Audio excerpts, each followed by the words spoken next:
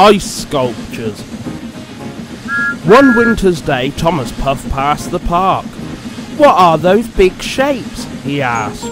"They're special sculptures made out of ice," explained Driver. The ice sculptures were the work of an artist who turned blocks of ice into all sorts of different shapes. "That's amazing!" wheezed Thomas.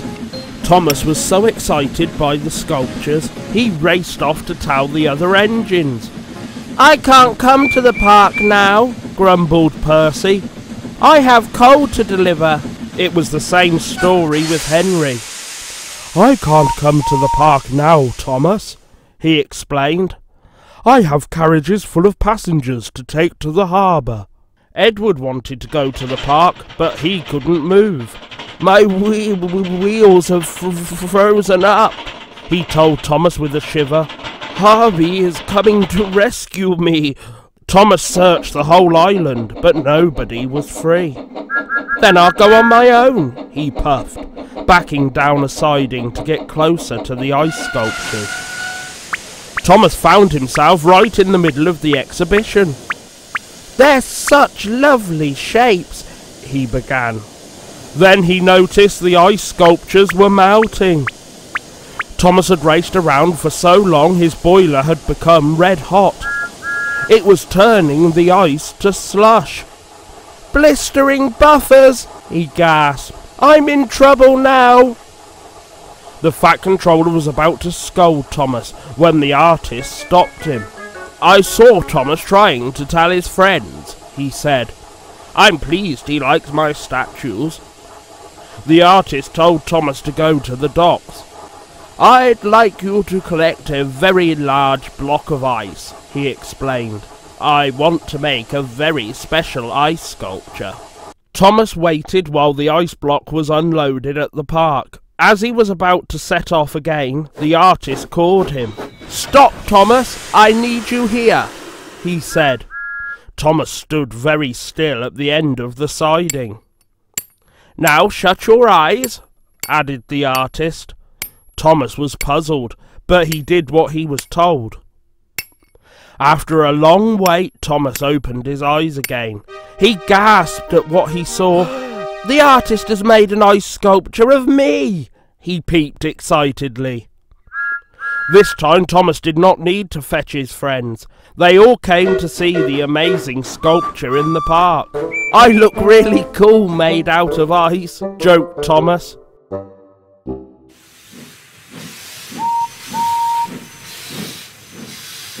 "Toot! Coming through," says Percy. "Peep! The yard is busy today," says Thomas. "Can you look at this picture and help me answer some questions?" "Excellent. Question 1. What noise is Percy making?" "He's making a toot sound from his whistle, which sounds something like this. And he's also making a huff sound from his funnel that sounds like this." Question 2. How many engines can you count? Let's count together. 1, 2, 3, 4. There are 4 engines in the yard. Question 3. What noise is James making? He's making a rumbling noise. That sounds something like this. Question 4. How many people can you see? Shall we count them? 1, 2, 3, 4, 5, 6. There are 6 people in the busy yard. Question 5. What noise is Thomas making? Thomas's whistle is going peep. Let's listen. Question 6. How many lorries can you see? 1, 2. There are 2 lorries. Well done, everyone. Now let's join Oliver and Scruffy for our next story. Scruffy rides again. Scruffy was a badly behaved truck. Oliver pulled him past a fairground where Scruffy saw all sorts of exciting rides. There was a merry-go-round, a water chute, a ghost train entering a dark tunnel, and a tall roller coaster that whizzed people up and down steep slopes and tight bends.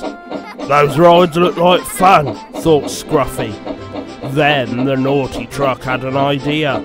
He bumped about until his coupling hook came loose, and he rolled away from Oliver. Scruffy zoomed down a hill. Below, he raced through a long tunnel. His wheels spun as he sped on around a sharp bend. Then Scruffy splashed through a big puddle. At last, he crossed a high bridge and bumped to a halt against some buffers. Oliver came over the bridge to fetch the runaway truck. The engine driver fixed the truck's hook back onto Oliver. "Don't run off again," fumed Oliver. "Not today," laughed Scruffy. "I've just had the most exciting ride of all."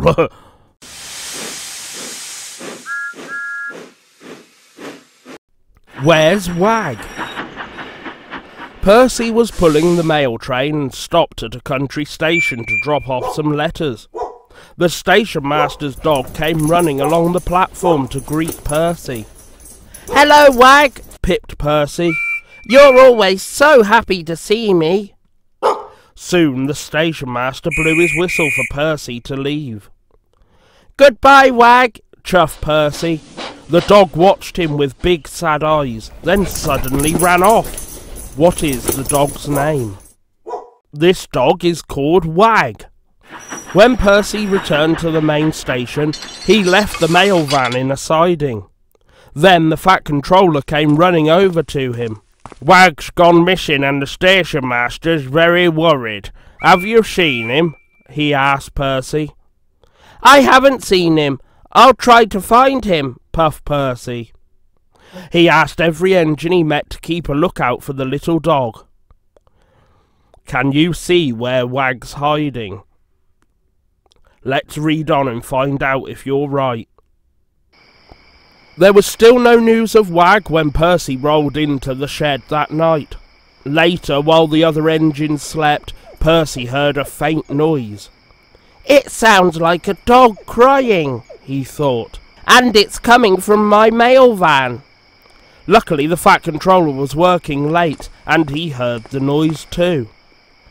What kind of noise did Percy hear? He could hear the faint sound of a dog crying. The Fat Controller opened the doors of the mail van. Happy Wag jumped out and started licking him all over. "Silly boy, he must have been shut in by mistake," said the Fat Controller. Next day, Percy took Wag back to the station master. Can you guess what Wag did?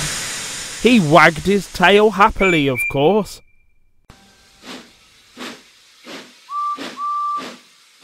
Lifting loads. Harvey steamed down to the docks. He lifted lots of freight.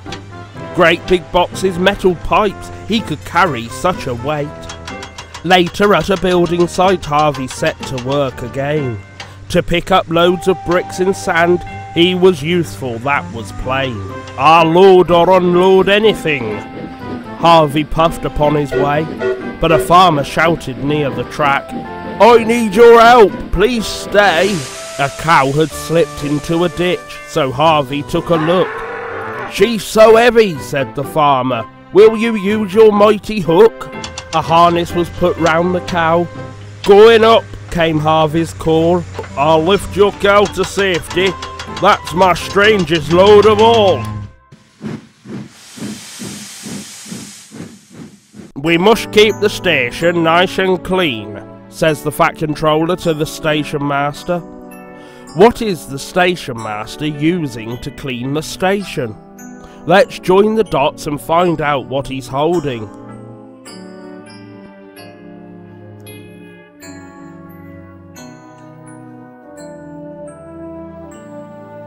Ah, the station master is using a broom to sweep up the rubbish. He's being really useful. Lazy Daisy. Every day Daisy chugs up and down a loop line with her passengers. I wonder if the cats will be around this morning, she said to her driver. A family of wild cats lived by the river. They were used to railway engines and did not run away when Daisy passed. Oh, they're so cute, she chuckled. Later that day, Daisy had no passengers to carry, so she stopped to play with the wild cats. Come and say hello, she called to them. The cats liked Daisy's friendly face and were soon climbing all over her. That tickles, oh! She giggled as some of the cats rubbed up against her wheels. Daisy played with the cats until they ran off. It made her very late. Where's Daisy? Asked the Fat Controller. I'll look for her, sir, called Thomas. Thomas steamed down the loop line. Suddenly he came round the bend and saw Daisy right in front of him. Blistering buffers! He gasped. Screech! Thomas slammed on his brakes and stopped just in time. Peep, peep! Move along, Daisy! He shouted, sounding his whistle loudly. But Daisy didn't move. The Fat Controller came and scolded her for not being useful. Sorry, sir, replied Daisy. I just can't carry any more passengers. Daisy agreed to roll into a siding. She stayed there for days without moving a wheel. The other engines began to tease her about doing nothing. Are you so old you've given up work? Asked Toby. She's not old, she's just lazy, added James. From now on we're going to call you Lazy Daisy. A little while later it became clear why Daisy had refused to go anywhere. Some mother cats had hidden in her carriage to have their kittens. I couldn't disturb them, sir, she said to the Fat Controller. Quite right, Daisy, he agreed. You weren't being lazy, you were being a really useful engine.